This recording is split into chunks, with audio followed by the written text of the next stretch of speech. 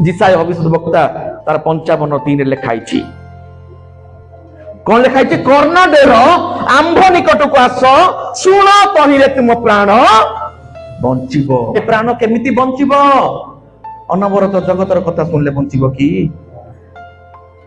अनेक माँ भौणी मानकर भारी रिएक्शन भारी इंटरेस्ट कांथ को कान देथिबे एंते करके तांको घरे कोन चालुची कोन हेउची निज घर मोर भासी जाउसी ना अन्य पड़ोसी घर बेसी सुनिया पे कान देथिबे होची ना।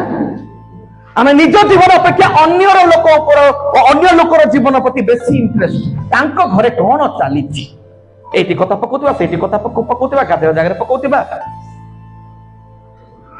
तो ए कर्णकारी जगतर कथा सुने पाए व्यस्त बंचिबा कि? जगत आमको निराश हताश ही करिबो। गोटे ही रब आमको बल देव गोटे ही रब आम प्राण उद्धार करिबो ता होची ईश्वरଙ୍କର वाक्य। Hallelujah hallelujah.